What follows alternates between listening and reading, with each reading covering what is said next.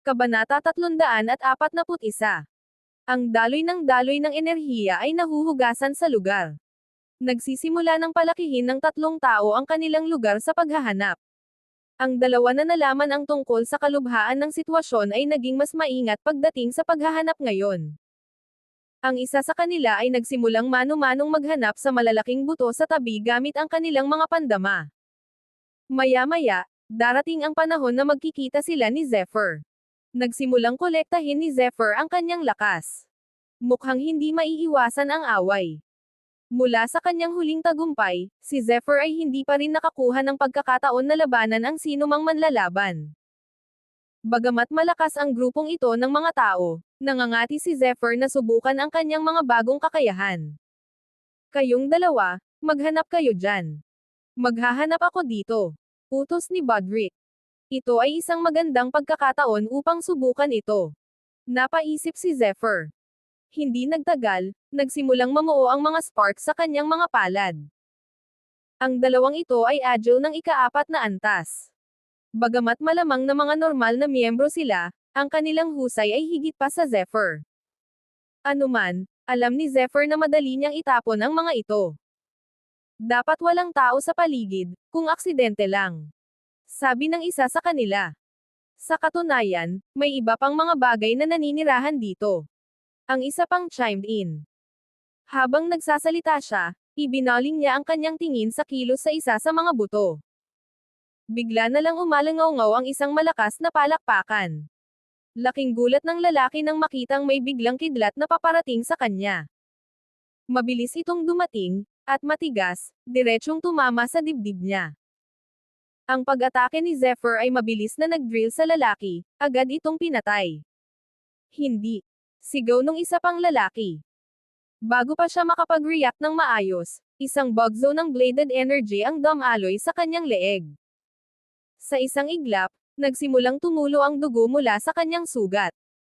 Isang nanghihimasok. Isang alulong ang nanggaling kay Bodrick nang mapagtanto niya ang sitwasyon. Mabilis siyang nagpadala ng kamao na lumipad patungo kay Zephyr. Sisingilan ng Demon Rider. Sigaw niya. Bagamat medyo malayo pa si Bodrick, naramdaman ni Zephyr ang biglaang pagputok ng kapangyarihan sa kanyang harapan, parang may malaking batong humahampas sa kanya. Kasanayan sa Lightning Sword. Napaiyak si Zephyr nang agad niyang ipinadala ang bagong natatagpuang kapangyarihan ni Draken para salubungin ang kanyang umaatake. Sa kombinasyon ng kanilang pagkakaisa at personal na kapangyarihan, ang kanyang kakayahan sa espada ay umabot sa bagong taas. Sa ilalim niya, ang Thunderfoot ay kumaluskos, at ito ang nagpasabog sa kanya sa kanyang pag-atake. Madaling naputol ni Zephyr ang atake ng kanyang kalaban. Mamatay. Sigaw niya habang pinapadala ang kanyang kidlat para balutin si Bodrick. Gayunpaman, nagpadala ng isa pang kamao si Bodrick, sa pagkakataong ito ay sa lakas ng isang bulalakaw. Sa pagpapakita nito, ang lupa sa ilalim ng mga ito ay yumanig habang ang kanyang marahas na enerhiya ay pumutol upang salubungin si Zephyr. Dala nito ang isang malakas at masamang aura. Nang masuri ang sitwasyon, napangiwi si Zephyr. Mabilis niyang ibinaon ang focus niya, ibinuhos ito kay Draken na umuungal sa pagsuway. Kidlat. Mga sumpa. Bulalas ni Bodrick nang mapansin ang kapangyarihan ni Zephyr. Napangiti ng husto si Zephyr, hindi niya akalain na lalago ng husto ang kanyang kapangyarihan. Ang kanyang kuryente ay kaysa na ng kanyang talam. Biglang, katulad ng galit ng isang dragon, sumugod si Zephyr para umatake. Noong panahong iyon, ang kanilang tunggalian sa loob ng Bayan Hall, isang mahusay, makapangyarihan, at masamang seremonya ang nagdulot ng lakas mula sa loob. Kabanata 342. Narinig ang tugtog ng espada. Nasa mas mataas na eroplano na ngayon si Draken, bawat hampas na binitiwan ni Zephyr ay dala nito ang talas at puwersa ng 100 iba pang talim ng espada. Napilitang umatras si Bodrick sa ilalim ng gayong kapangyarihan.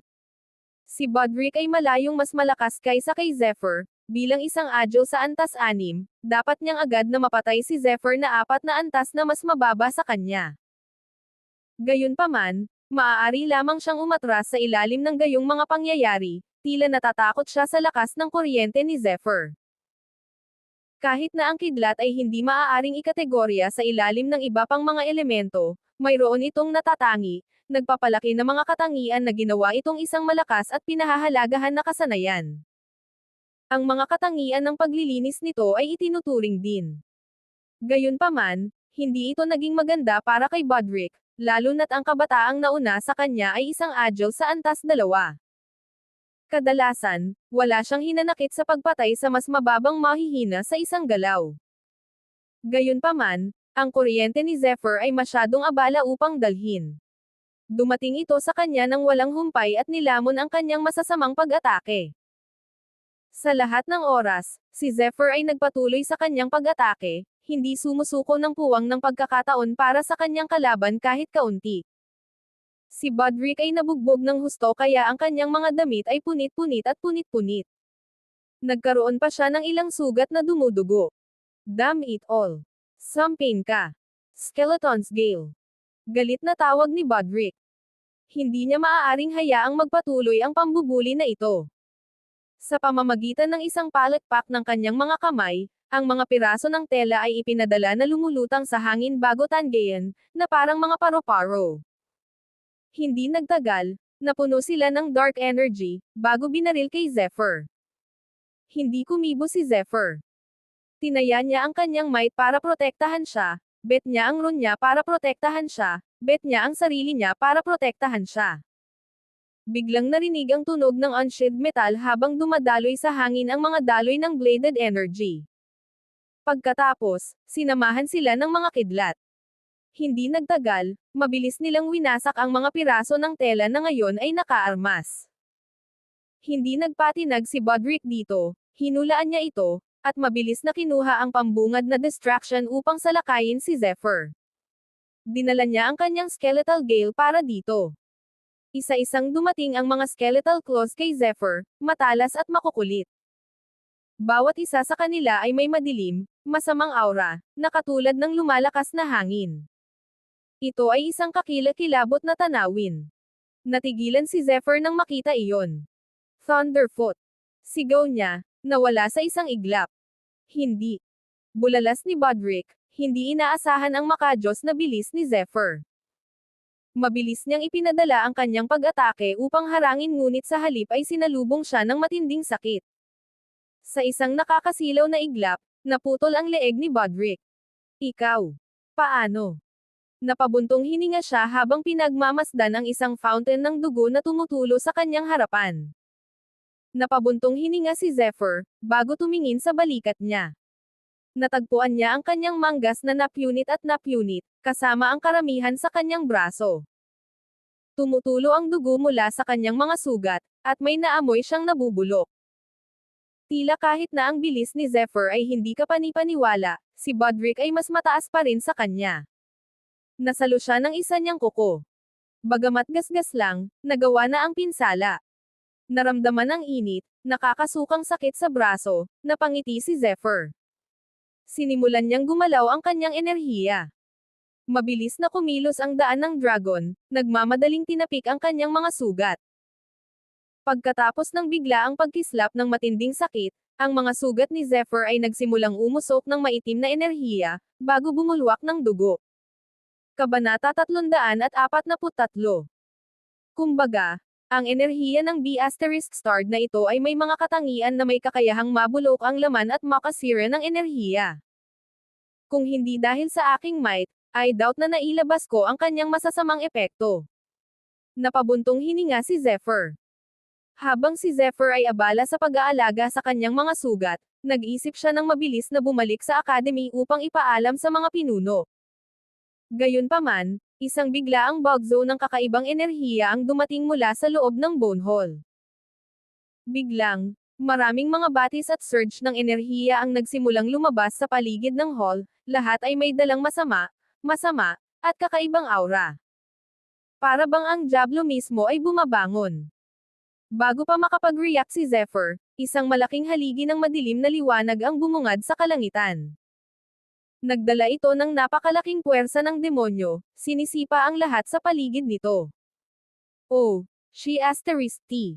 Nagmura si Zephyr. Batay sa pag-uusap ni Bodrick at ng kanyang mga alipors, nahulaan niya na ito ay ginawa ng isang mas malakas na manlalaban sa loob ng Bone Hall, isang taong abala sa pagsasanay. Si Bodrick ay isang agile sa antas-anim, na nangangahulugang ang kanyang Panginoon ay malamang na mas malakas kaysa sa kanya.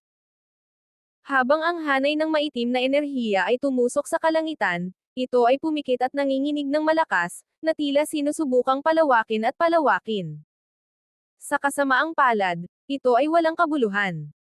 Napansin ni Zephyr na may pumipigil dito.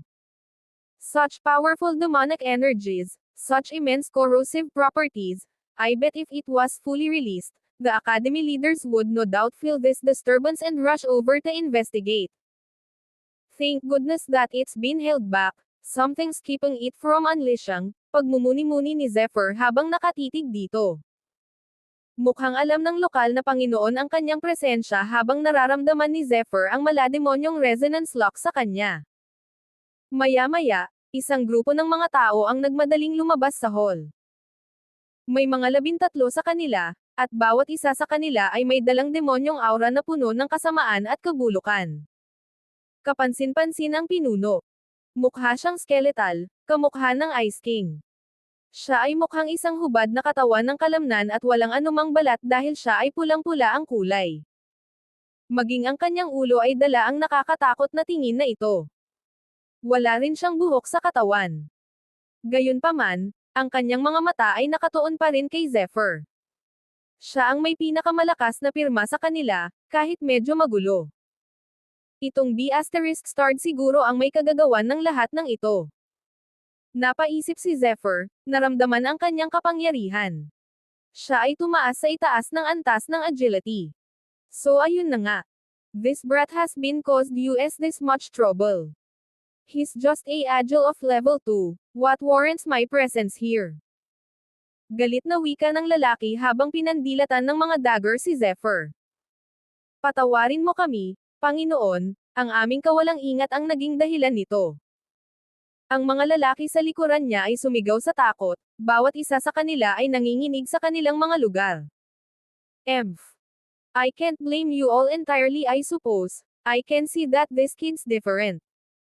He's just an agile of level 2, yet natalo niya ang dalawa sa mga tauhan natin at napatay si Bodrick. Base dito lang, malinaw na iba ang batang ito. Sinabi ni Lord Rose, siguradong may mga sikreto siyang itinatago. Nagpatuloy siya pagkatapos ng maikling paghinto. Based on your looks, you are probably one of the Academy apprentice.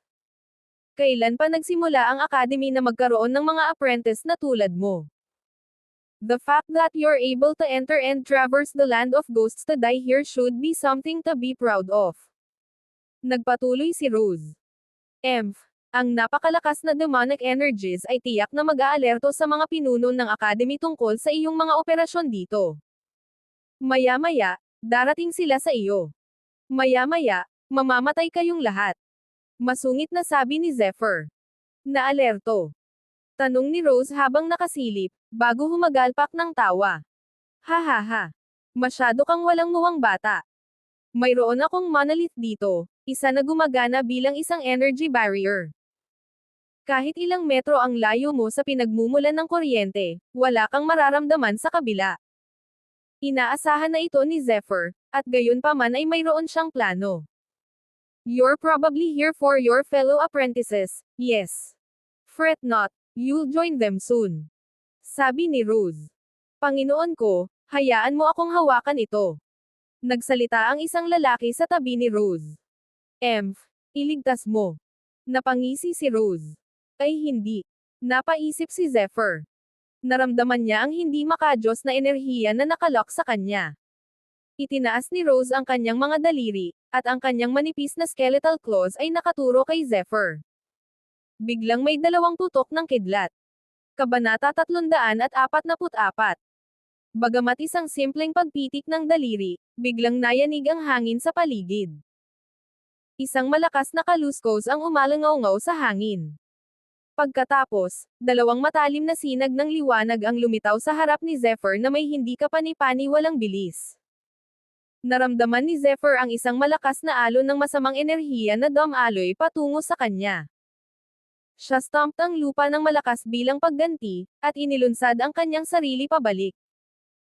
Ang pag-atake ay tila isang makamandag na ahas. Ang dalawang agos ng masamang enerhiya ay naghabol, walang humpay sa kanilang pangangaso upang pumatay.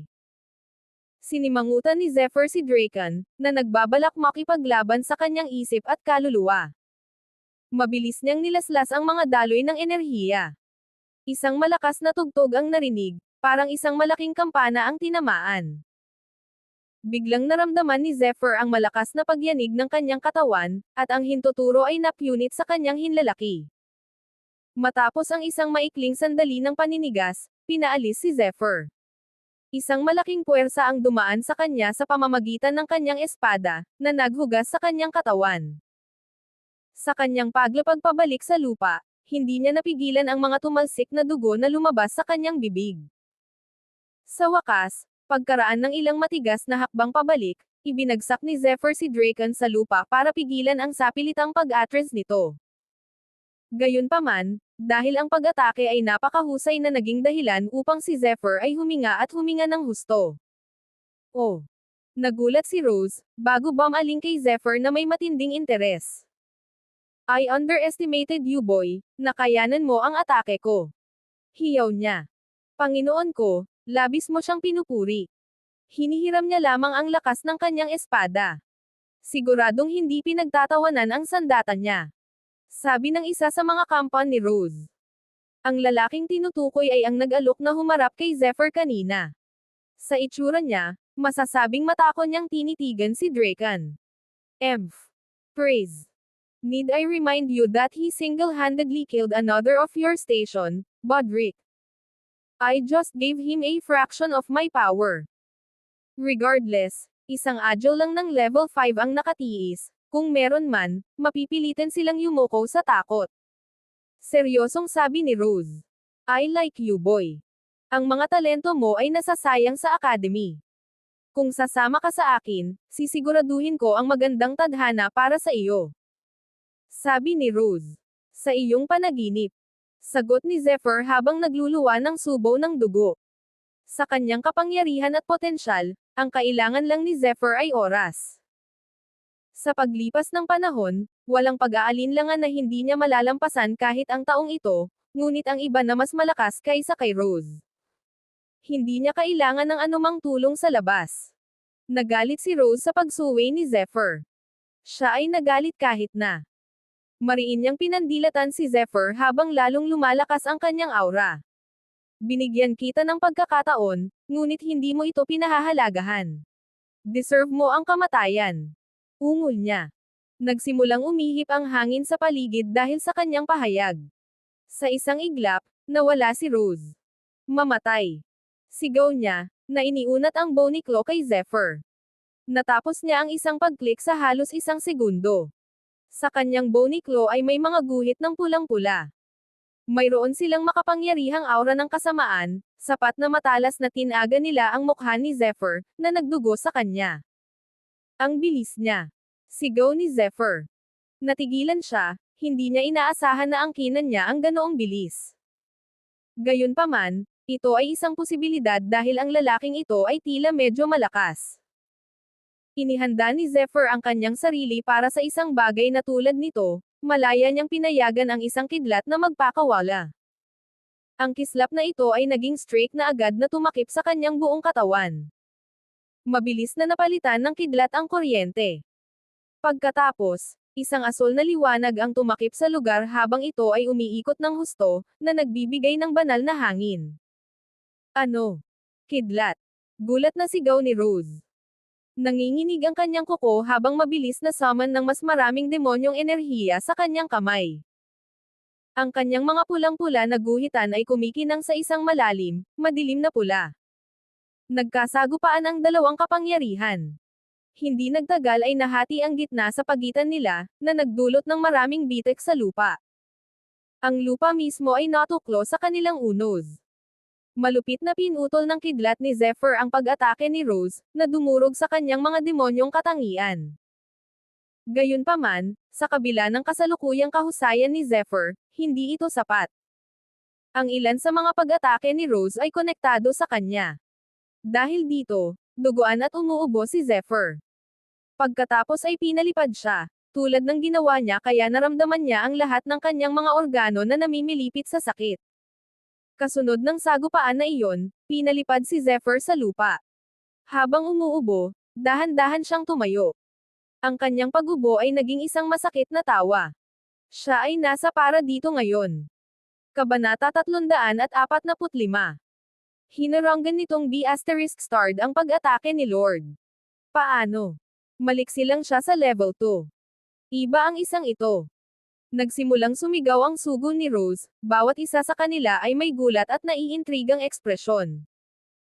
Nang marinig ang kaguluhan sa kanyang likuran, si Rose mismo ang lumipat sa kanyang pwesto. Ang kapangyarihan ng kidlat ay isang pambihirang tanawin. Hindi ito maaari, walang sino man sa Boundless Academy ang dapat na may kakayahan nito. Kung talagang mayroon ka ng kapangyarihang ito, hinding-hindi ka ipagsapalaran ng Academy na pumunta rito. Sabi niya. Panay ang pagbabago ng ekspresyon ni Rose habang nakatingin kay Zephyr. Anak, bibigyan kita ng huling pagkakataon. Hindi man kami kasing lakas noon, madali pa rin namin kayong mapatay. Kung isumpa mo ang iyong katapatan sa amin ngayon, ikaw ay magiging isang Diyos na naglalakad sa gitna ng mga lalaki. Kung patuloy mong ipagkakait sa amin, gagawin ko ang dapat at tatapusin kita ngayon din. Rose stated. Ang kidlat na kapangyarihan ni Zephyr ay nagbigay sa kanya ng bagong dahilan, mga bagong ideya. Si Zephyr ay hindi tanga. Nakita niya ang katakawan sa mga mata ng lalaki. Wala siyang pakialam kay Zephyr, ang kidlat lang niya. He probably saw through him, malamang alam niyang hindi namanan ni Zephyr ang kapangyarihang ito. Gusto niyang malaman kung paano nakuha ni Zephyr ang ganitong pambihirang regalo. Sok. You are not hoping to stall for your academy elders to arrive, you. Look over there, nagsalita si Rose. Pagkatapos ay itinuro niya ang isang tiyak na direksyon, doon namamalagi ang core ng monolith. Kung masira mo ito, ang monolith ay masira din. Saka na lang aabot sa ibang lugar ang demonic resonance ko. Paliwanag ni Rose. 11. Panginoon ko. Gulat na sigaw ng kanyang mga alipors. It matters not. Kahit na may divine powers ang batang ito, agile pa rin siya sa level 2. Kung gusto niyang magtagal dito, dapat ay dumating siya bilang agile of level 5. Sa tingin mo ba kaya niyang talunin ang isang tulad ko? Sabi ni Rose. Hindi, Panginoon ko. Sagot ng kanyang mga alipors. Kung tutuusin, baguhan pa sila ni Zephyr. Hindi siya masyadong marunong sa paningin nila. May kakayahan ba? Sabi ni Zephyr habang nakatingin sa kaibuturan. Ito ay nasuspine sa hangin at binubuo ng mga kumikislap na ron. Kung sisirain niya iyon, magagawa niyang sirain ang monolith. Maaaring hindi ako marunong lumipad, ngunit dapat kong sirain iyon kahit na ano. Nag-isip si Zephyr, na kumikislap ng nakakalokong ngiti. Pinagdikit niya ang kanyang mga kamay, mabilis na sinisingil ang susunod niyang galaw. You are but a runt resisting the inevitable. You have no chance of breaking that, no, you have no chance of reach that at all. Napangisi si Rose. Maghintay. Napabuntong hininga si Rose, bigla niyang napagtanto na may mali. Napansin niyang kumukuha ng kidlat sa pagitan ng mga palad ni Zephyr. Kumikislap ito at gumalaw. Pagkatapos, nagsimulang tumaas ang malalakas na enerhiya mula sa kanyang katawan. Si Zephyr ay napuno ng isang mapanganib na aura, na parang isang Diyos ang nagpahiram sa kanya ng kanilang lakas. Hindi nagtagal, ito ay sumabog. Sunod-sunod na agos ng kidlat ang lumabas at nagsanib sa anyo ng kidlat na dragon. Malakas itong umungol habang pumailang lang sa langit. Napansin din ni Rose na habang tumataas ang kidlat na dragon, nagawa nitong supulan ang masasamang enerhiya sa paligid. What's going on? Agile of level 2 pa lang siya, paano niya na-achieve ang ganoong level? Napaisip si Rose habang pinagmamasdan si Zephyr na may takot sa mga mata. Patayin mo siya. Patayin mo. Dapat natin siyang patayin. Ang utos ni Rose, hindi pinapansin ang dati niyang pangarap na i-recruit si Zephyr sa kanyang hanay, ang patay na niyang pangarap na makuha ang sikreto sa kanyang kidlat. Mamatay. Umalangaw-ngaw ang isang salita. Biglang, isang malakas na alon ng enerhiya ang bumaril, matalim na parang espada. Nagmamadali itong sumalubong kay Zephyr. Ang ginawa lang ni Rose ay ang pagputok ng palad sa kanya, kahit na niyanig nito ang earth at sky. Pakiramdam ko ay may nag-drain sa lugar ng hangin, na lumikha ng isang bulsa ng paninigas. Naramdaman ito ni Zephyr na medyo gumalaw, mabilis na binilisan ang takbo ng kanyang conjuration. Ang daloy ng enerhiya ay nabuo, bago kumulo na lumilikha ng dagat ng kidlat. Sa loob ng kanyang mga palad ay isang dagat ng kidlat. Ang kanyang mga kamay ay kumikinang ng isang maputlang asol, malamig na liwanag. Bago mabilis na umilo. Tigilan mo siya. Sigaw ni Rose habang nagpadala ng walang katapusang stream ng nakamamatay na enerhiya sa kanya. Mukhang mabubure si Zephyr noon at doon. Biglang bumagsak sa kanilang lahat ang isang malakas na boses na mahinahon at mahigpit. Sibat ng Kidlat. Kabanata 346. Lumitaw ito kasama ang dragon ni Zephyr parang dagandong. Kaagad, ang masamang aura ay nabasag ng isang makadiyos na kapangyarihan. Si Zephyr ay makikitang nakahawak sa isang walang kapantay na higanteng asol na lightning spear na bumaril patungo sa kanyang mga salarin. Ang lightning spear ay kakaiba ngunit malalim.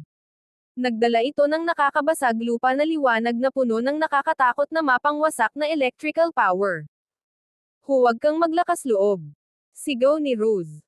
Ang kanyang mabilis na lumiit ang mga pupils at biglang nagbago ang ekspresyon ng mukha niya nang makita niyang hinawakan ni Zephyr ang lightning spear sa kanyang kamay. Kahit siya ay ramdam na ramdam ang banta ng lightning spear sa kanya. Sa mabilis na paggalaw ng kanyang kamay, isang walang kapantay na pag-atake ang mabilis na bumaril sa hangin. Sa pagkakataong ito, halos ilabas na niya ang lahat ng kanyang kapangyarihan. Isang layunin lang ang nasa isip niya na alisin si Zephyr. Dahil ang sandata na hawak niya ay sobrang nakakatakot. Alam niyang kailangan niyang mag-ingat dito. Kasabay ng halos buong lakas niyang pagbaril, biglang nanginag ang kalahati ng kawalan. Ang lumalakas na enerhiya ay mabilis na naging isang mabangis na agos. Ang kapangyarihang halos yumanig sa langit ay nagpang-inag sa mga tao sa kanilang mga kinalalagyan. Lumipad palabas ang sandata. Ito ang pangalawang beses na ginamit ni Zephyr ang lightning spear. Kung ikukumpara sa nakaraang panahon, ang lightning spear na ito ngayon ay mas mahusay, mas malakas, at puno ng mas nakakatakot na mapangwasak na kapangyarihan. Kasunod ng paghagis ni Zephyr, napunit ng lightning spear ang mga kadena sa isang nakakatakot na putok at bumaril patungo sa torrent ng kalaban. Isang nakakakilabot na vibration ang umalangaw-ngaw. Ang lakas na dulot ng banggaan ng dalawang enerhiya ay sumambulat sa isang iglap. Ang hangin ay kumukulo, lumilipol, sumasikal, at umiikot, sabay-sabay. Hindi mabilang na mahiwagang enerhiya at liwanag ng kulog ang nagbanggaan. Saan man sila pumunta, sa loob ng radius na ilang libong metro, lahat ay sapilitang binalot ng puwersa. Ang dalawang tao sa likod ni Rose ay hindi pinalad dahil agad silang naging madugong bukol ng laman sa banggaan ng dalawang enerhiyang ito.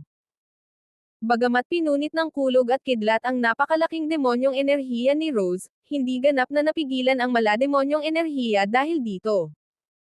Ang mga alon ng enerhiya ay patuloy na tumama sa kanyang katawan at nagsimulang mag-spray ang dugo kung saan-saan. Malaki ang gap sa kanilang lakas. Kahit napigilan ng kulog at kidlat ni Zephyr ang malademonyong enerhiya ni Rose, hindi pa rin mababago ang katotohanan na si Zephyr ay malubhang nasugatan. Pagod na pagod si Zephyr na nahulog mula sa mataas na lugar at nakaramdam pa ng kirot sa katawan. Nasa dulo rin ng linya niya si Rose. Tiningnan niya si Zephyr gamit ang sobrang lamig ng mga mata, umabot na sa sukdulan ang layunin ng pagpatay sa kanyang puso. Kung hindi siya nasugatan, hindi siya matatapos ng ganito kaawa-awa, ngunit ang lightning spear na ginamit ni Zephyr ay lalo siyang nabigla. Kung ang Zephyr na ito ay patuloy na pagbutihin ang kanyang sarili, tiyak na lalago siya sa isang kakilakilabot na pag-iral sa hinaharap. Ito ay isang bagay na talagang ayaw makita ni Rose. Lalo pa sa panahong ito, dahil gumamit siya ng maraming kapangyarihan, nasira na naman siya ng marami, na lalong nagpagalit sa kanya. Pagtingin sa mga bangkay ng dalawang lalaki sa likod niya, biglang kuminang ang kanyang mga mata sa malamig na liwanag, at ang kanyang bibig ay umungal sa mahinang boses, "Boy, matagumpay mong nagalit ang master ng hall na ito. Go to H*L. H11. Walang ganang tumayo si Zephyr. Bagamat ang kanyang mga laman loob ay patuloy na nanginginig, umuungol, at may posibilidad na magdurugo sa loob, mayroon pa ring mahinang ngiti sa kanyang mukha. We'll see who will end up in H*L kapag natapos na ang lahat. Shit. Anong ginagawa niya? Habang nagtataka pa si Rose sa kinatatayuan ni Zephyr ay biglang nakarinig ng nakakagulat na dagandong ang mga lalaking nasa likuran niya. Ano? Napaangat siya ng tingin mula sa biglang tunog. Ang tanging nakikita lang niya sa itaas ng langit ay isang figure na naglalabas ng kakaibang aura, at ito ay sumugod patungo sa gitna ng hadlang na parang isang shooting star. She*T. Damn him. Malakas na umungol si Rose. Mabilis niyang iwinagayway ang kanyang palad, at isang rush ng masamang sigla ang mabilis na sumugod patungo sa figure. Winged Serpent Clone. Isa ito sa mga hidden killer move ni Zephyr. Natitiyak niya na kahit na ginamit niya ang lightning spear ng buong lakas, ang antas ng tagumpay ng pagkuha kay Rose ay kaawa-awang mababa. Sa makatuwid, ang paggamit ng kanyang lightning spear ay isang takip lamang para sa kanyang tunay na pag-atake. Habang nangyayari ang lahat, mabilis siyang gumawa ng Winged Serpent Clone para masira ang hadlang. Ang alon ng puwersang pinalayas ni Rose ay humamped sa clone ni Zephyr.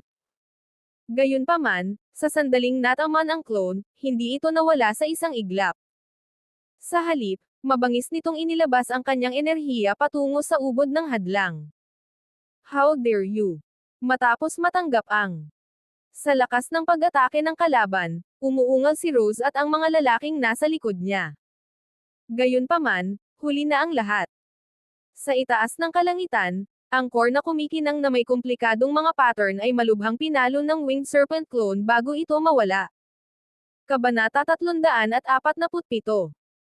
Kasabay ng nakakatakot na tunog ng pagsabog, ang malinaw na bakas ng mga bitek ng web ay biglang lumitaw sa harang, na halatang senyales na malapit nang gumuho ang harang. Sa wakas, isang nakakatakot na putok ang tumunog sa buong lugar. Ang kakilakilabot na masasamang espiritu ay mabilis na sumabog at dumiretso sa kalangitan.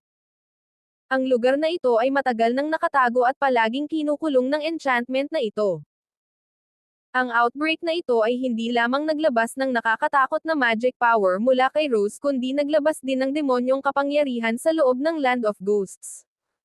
Iyan ay isang clone na kayang lumaban. Sa pagtingin sa nawawalang Winged Serpent Clone, at pagkatapos ay sa kapangyarihan ng demonyo na hindi maitago sa kanyang paligid, sa wakas ay nalaman ni Rose ang mga intensyon ni Zephyr. Dapat mong ipagmalaki ang iyong sarili sa pagkamit ng lahat ng ito sa napakaikling panahon.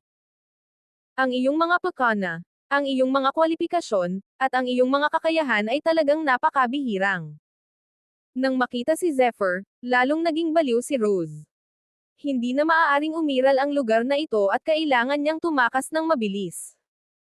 Sa ganoong malubhang pinsala, hindi siya maaaring manalo laban sa itaas na antas ng The Boundless Academy.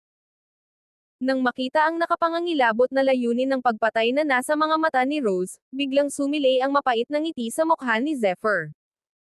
Ito ay isang kahihiyan ang The Boundless Academy Calvario ay hindi dumating sa oras. Mamatay. Bahagyang gumalaw ang kuko, at isang dugo pulang puyo ng tubig ang agad na lumitaw sa puso ng kuko. Ang puyo ng tubig ay biglang gumalaw, mabilis na bumuo ng isang kakilakilabot na bagyo, at mabangis na tumangay patungo kay Zephyr.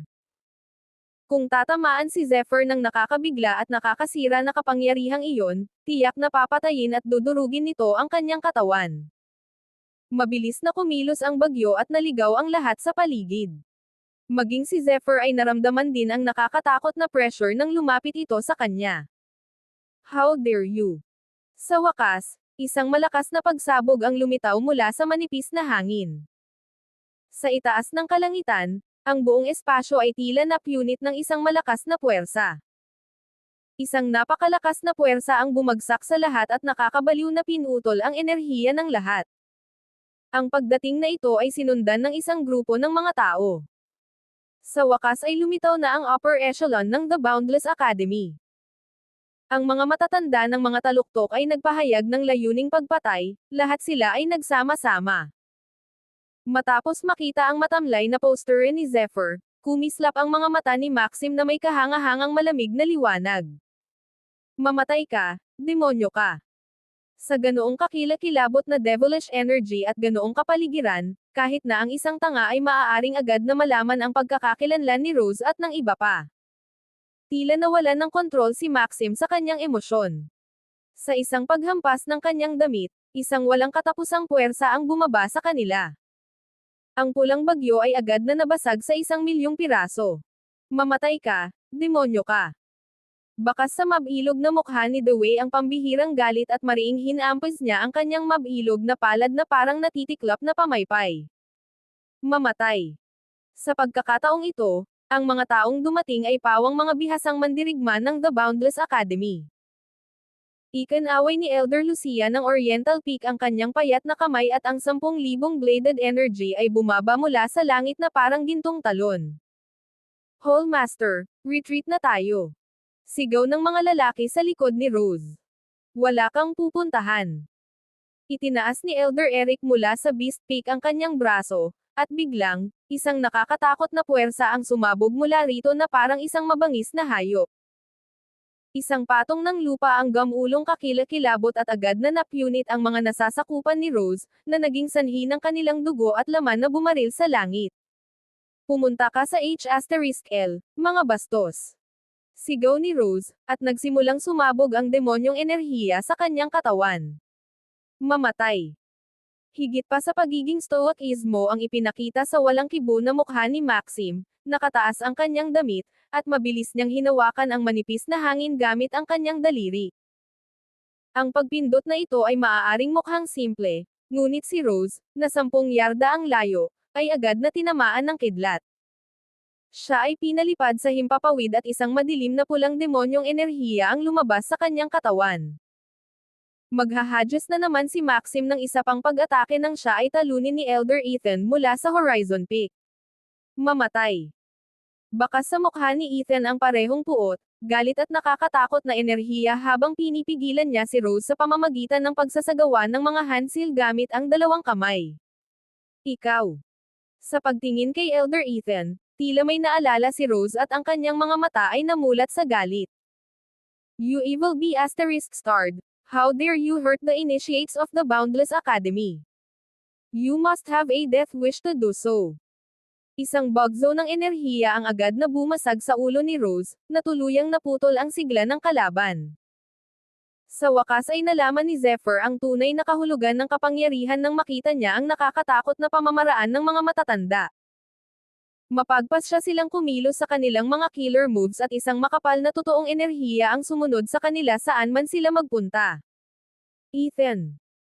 Bagamat walang ekspresyon ang mukha ni Maxim, may bahid ng galit sa boses at panlalamig sa kanyang mga mata habang sinisigaw ang kanyang pangalan. Kabanata 348. Hindi tayo dapat magpakita ng awa sa grupo ng mga demonyong ito. Dapat silang patayin. Sabi ni Ethan in a plausible manner nang makita niya ang galit sa mukha ni Maxim. Ang grupong ito ng masasamang magsasaka ay nagtatago malapit sa The Boundless Academy para alam ng Diyos kung gaano katagal. Paano tayo makakakuha ng impormasyon mula sa kanila kung hindi natin sila mahuhuli ng buhay? Sabi ni Elder Lucia mula sa Oriental Peak na may malamig na pagngisi. Tinamaan ni Elder Ethan ang sarili niyang noo at sa walang magawang tingin sa kanyang masamang mukha ay sumagot siya sa wakas, na wala sa isip ko iyon. Sinulyapan ni Maxim si Ethan nang walang sinasabi ngunit malamig na nguya. Halata namang labis siyang nadismaya sa ginawa ni Ethan. Kuya Maxim, Bear, and the others are all okay. Si Dewey at ang kanyang partido ay mabilis na lumabas ng Bone Hall kasama ang iba pa mula sa Supreme Peak sa kanilang mga bisig. Paano siya? Tanong ni Elder Maxim sa malalim na boses. Lumambot ng husto ang mukha niya nang makita si Zephyr na walang malay na nakahandusay sa lupa. Bahagyang gumalaw ang magandang mukha ni Elder Lucia, na may dampi ng kaakit-akit na kagandahan kay Zephyr. Then, she said softly, napakalubha ng injury ni Zephyr. Grabe ang internal organs niya, and some of them have even displaced or ruptured. Kakabigay ko lang sa kanya ng elixir ngayon lang, pero kailangan pa niya ng oras para gumaling. Ang batang ito ay mahusay na humawak sa labanan. Nakuha ko sana siya sa Beast Peak kung hindi dahil sa katotohanang sumali na siya sa Supreme Peak, sabi ni Elder Eric na napabuntong hininga. Sa totoo lang, maraming hirap ang dinanas niya para makarating dito. Naging pabaya kami sa pag-iisip na ang Land of Ghosts ay isang lupain lamang ng mga guho. Hindi kailanman sumagi sa aming isipan na ang mga masasamang magsasaka ay nagtatago sa ilalim ng aming mga ilong. Sabi ni Brother Albert ng Spiritime Peak. May bahid ng solemnity at relief sa kanyang lumang mukha. Ang target nila ay ang The Boundless Academy. Matigas na sabi ni Elder Cuthbert mula sa Wind Peak. Kailangan nating pag-usapan ang bagay na ito sa mga pinuno ng Academy. Kailangang ipaalam ito sa mga senior leaders dahil hindi ito maliit na bagay. Sabi ni Dewey sabay tango. Maganda ang ginawa ni Zephyr sa pagkakataong ito. Dapat siyang gantimpalaan. Sabi ni Brother Albert mula sa Spiritime Peak na may pagsang-ayon sa kanyang boses. Oo, sumasang-ayon ako na dapat siyang gantimpalaan. Hindi natin makikita ang lugar na ito kung hindi dahil sa kanya. Sumang-ayon si Elder Eric sa sinabi niya habang tinatango ang kanyang ulo. Magandang ideya. Sabi ni Elder Cuthbert mula sa Wind Peak sa isang pambihirang pagkakataon ng kasunduan. May naramdaman siyang pamilyar na aura, tulad ng aura ng hangin kay Zephyr. Dahil dito, nagkagusto siya sa kanya. Ang mga papuri ng karamihan ay nagdulot ng isang ngiti sa mukha ni Dewey. Kahit na hindi niya initiate si Zephyr, siya ay kabilang sa Supreme Peak. Nakikita pa nga ng isang tao ang isang malabong ngiti sa karaniwang walang kibo na mukha ni Elder Maxim nang sumulyap siya sa walang malay na si Zephyr. Parang may nakalimutan kayong lahat ah. Isang nakakatakot na boses ang biglang umalangaw-ngaw. Isang malamig na panunuya ang sumalubong sa malungkot na mukha ni Ethan nang sabihin niyang, anong level ang batang ito? A mere agility of level 2. And, what is this place? The land of ghosts that has existed for a long time. Ano ang ibig mong sabihin? Malamig na tanong ni Elder Maxim habang nakatingin kay Elder Ethan. Ang gusto kong sabihin. Simple lang talaga. Sa simula pa lang, ang Land of Ghosts ay isang masumpa na lugar. Kahit na ang isang manlalaban na agility ng level 9 ay hindi makakalabas sa lugar na ito kung pumunta sila dito. Ang black magic mist na nagdadala sa loob nito ng isang nakakatakot na kapangyarihan at ang devilish energy dito ay sapat na para maging tayo ay hindi komportable na makapasok sa level ng 2. Isang lugar. Lalong naging masama ang ekspresyon ni Elder Ethan habang sinasabi niya ang lahat ng ito. Ang sinabi niya ay ikinagalit ni Elder Maxim at ng iba pa ngunit hindi mapabulaanan ng mga elder mula sa upper echelon ang kanyang loika, dahil totoo na si Zephyr ay isang agility lamang ng level 2. Itinuring na mababa ang ganoong level kahit na sa mga bagong initiate ng The Boundless Academy kaya paano naging posible na makapasok si Zephyr sa Land of the Ghosts kung kahit isang agility ng level 9 ay hindi makapasok. Ito ay tiyak na isang dahilan para sa hinala. At saka, nakalimutan na ba ninyong lahat ang talent niya sa 2 light beam? Ano ang level niya noong una siyang sumali sa The Boundless Academy? A mere strength of level 9. At hanggang kailan lang siya dito bago siya biglang umakyat sa agility ng level 2? Hindi mo ba nakikita na ang bilis ng kanyang pag-unlad ay medyo kaina-hinala rin? Kahit na makapasok sa agility level ay mahirap, kaya paano siya nakalusot sa agility ng level 2 sa napakaikling panahon? Ethan, bakit hindi ka nalang diretso sa punto? Masungit na sabi ni Kuya Albert. Kabanata 349. Bagamat ang loika ni Ethan ay tila isang kahabaan, mayroon pa ring katotohanan dito. Sa tingin ko ang batang ito ay isang espesyaliya na ipinadala ng mga masasamang magsasaka upang makapasok sa The Boundless Academy at maghintay ng tamang pagkakataon para makakuha ng impormasyon. Iminumungkahi ko na si Zephyr ay ibigay sa Enforcer's Hall para sa interogasyon. Naniniwala ako na sa kanilang mga pamamaraan, ang batang ito ay magtatapat sa lahat ng bagay nang wala sa oras. Iyan ay walang katotohanan. Isang kaaya-aya ngunit galit na boses ang biglang nag-voice out. Ang boses ay kay Elder Lucia ng Oriental Peak. Nang lumingon ang iilan mula sa ingay, nakita nila na ang mukha nito ay may galit na ekspresyon at malamig na pagngisi.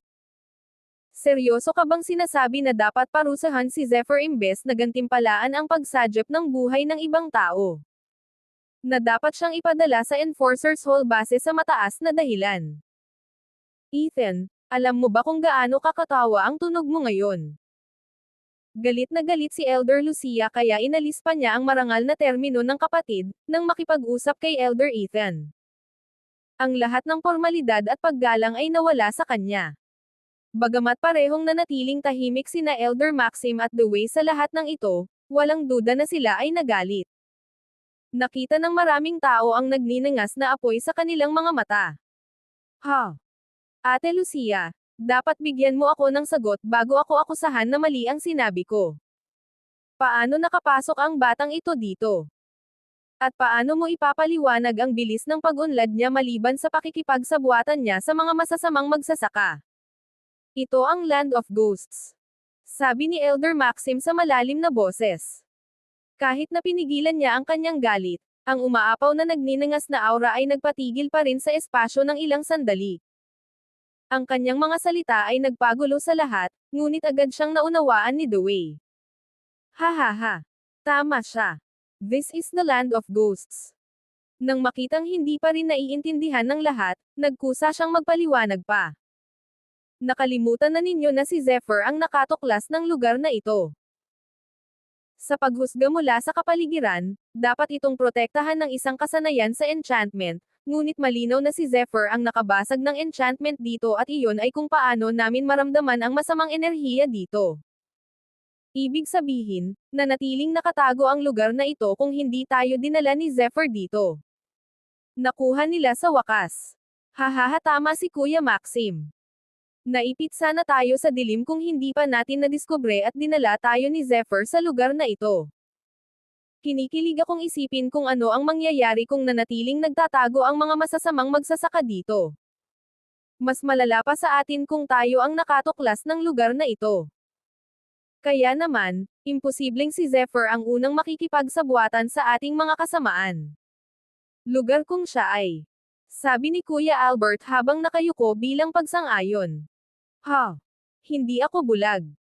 Kitang-kita ko na napatay si Zephyr kung hindi tayo nakarating dito sa tamang oras, sabi ni Elder Eric habang nakatingin ng masama kay Elder Ethan.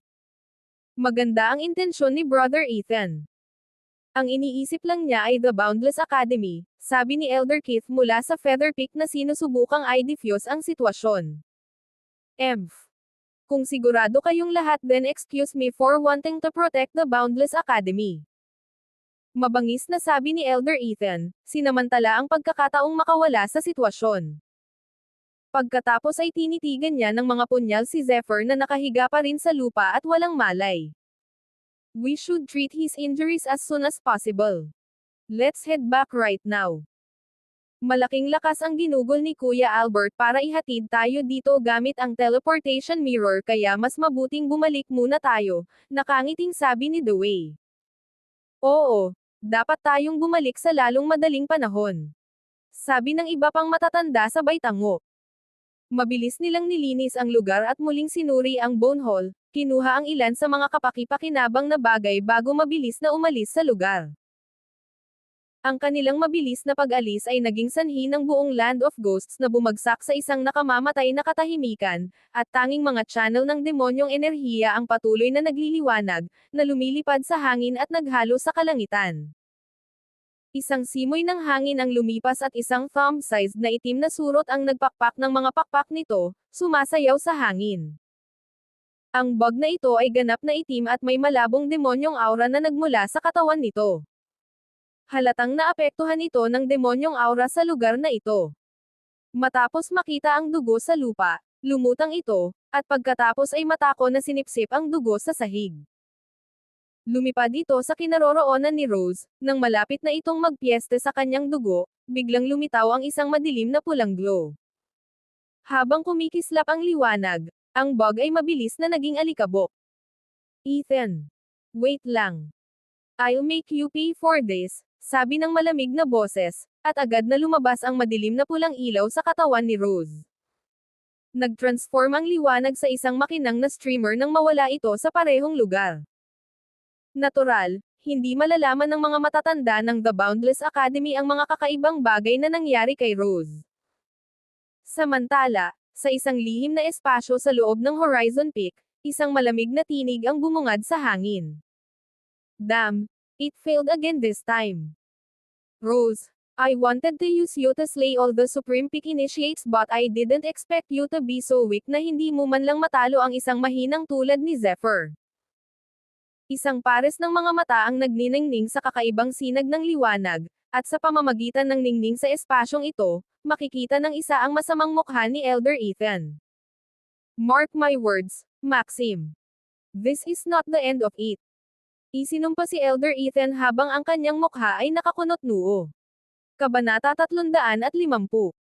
Sa Supreme Peak, sa loob ng isang mapayapang bamboo house, makikita ang isang figure na komportableng nakaupo na nakapikit, at gumagalaw ang mga palad. Sinamahan ng mga pagsabog ng pag-iyak na parang mga banal na ibon, may lumitaw. Mabilis na nalikha ang libu-libong thunder arc sa buong katawan ng tao. Ang kumikislap na asol na liwanag ay pumutok, at isang sagradong aura ang biglang sumabog. Bagamat nakatanggap siya ng sustansya pagkatapos uminom ng ilang makapangyarihang elixir, tumagal pa rin ng ilang araw para gumaling si Zephyr pagkatapos bumalik sa The Boundless Academy. Gayunpaman, ang mga sugat sa kanyang katawan ay medyo malala pa rin, at siya ay nasugatan pa sa loob. Habang buhay na siyang baldado kung hindi dahil sa Dragon's Might. Not to mention, aabutin siya ng kahit 3 hanggang 5 buwan bago magising kung hindi rin. Hindi ako nag-aalala tungkol sa mga pinsala sa iba pang bahagi ng aking katawan ngunit ang pinsala na malapit sa aking bituka ay magtatagal ng ilang oras upang ganap na gumaling. Bahagyang kumunot ang kilay ni Zephyr habang umiikot sa katawan niya ang tunay niyang enerhiya. Pakiramdam niya ay patuloy na naninirahan ang masamang enerhiya sa paligid ng kanyang bituka. Inaalala ang unang pag-atake ni Rose, nahulaan ni Zephyr na tinamaan siya ng isang alon ng masamang enerhiya nang magbanggaan ang dalawang enerhiya. Ang masamang enerhiya na ito ay matigas ang ulo. Ang Dragon's Might ay maaaring lumunin ang halos lahat ng iba pang enerhiya at gamitin ito para sa pagpino ngunit ang enerhiya na ito ay mukhang hindi immune dito. Bahagyang gumalaw ang kanyang mga kilay. Pagkatapos, ang sinaunang kidlatron sa pagitan ng kanyang mga kilay. Ang sagradong kapangyarihan ng elektrisidad ay mabilis na umikot sa kanyang katawan sa ilalim ng kanyang utos at unti-unting lumuwag ang kanyang mukha. Ang epekto ng sagradong kapangyarihang elektrikal ay talagang pambihira. Sa isang iglap lang, naalis na ang karamihan sa masamang kapangyarihan sa kanyang bituka. Gayunpaman, ang masamang enerhiyang ito ay tila tumagos ng malalim sa kaluluwa ni Zephyr. Isang matinding kirot ang bumalot sa kanyang katawan habang patuloy na pinipino ng electrical power ang enerhiya na para bang pinupunit ang kanyang laman. Pakiramdam niya ay nabunot ang laman ng sinturon. Kahit na sa hindi kapani-pani walang lakas at kalmado ni Zephyr, hindi niya maiwasang mapabuntong hininga sa sakit. Masakit. Bihirang magmura si Zephyr at pinatunayan lang nito kung gaano kasakit ang nararamdaman niya. After 15 minutes, biglang nanginig si Zephyr, at mabilis na bumuhos sa katawan niya ang komportableng sensasyon. Pagkatapos, isang makinang na liwanag ang nagsimulang bumalot sa kanyang katawan at lahat ng kanyang sakit ay natangay. Isang kasiya siyang pakiramdam ang lumitaw sa kanyang balat sa tuwing umiikot ang kanyang tunay na enerhiya. Sa wakas, Natanggal na lahat ng evil energy. Pasigan niyang sabi. Ilang sandali pa ay nagpatuloy na siya sa paggamot sa mga sugat sa ibang bahagi ng kanyang katawan.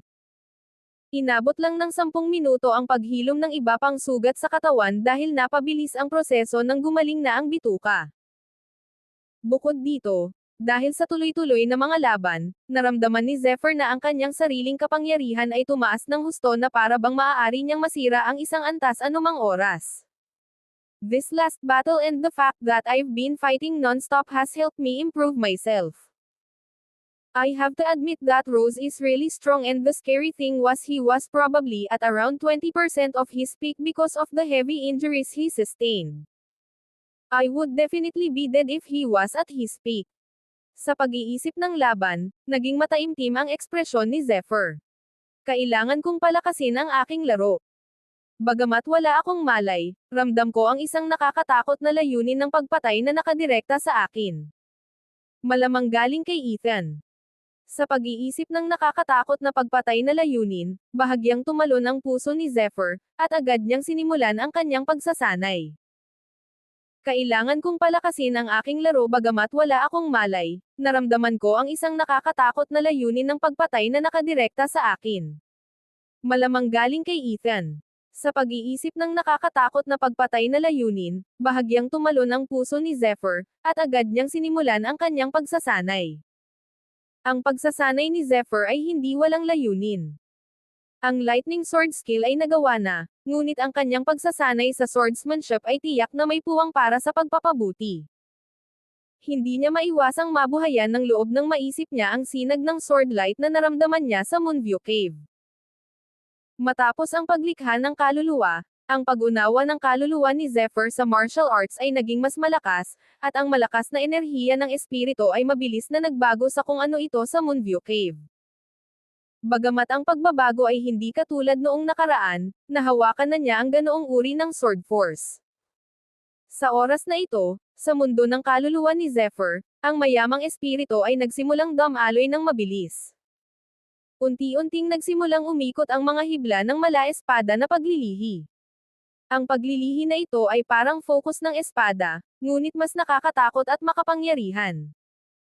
Ang naiintindihan na ngayon ni Zephyr ay ang puwersa, sa makapangyarihang puwersa ng espada.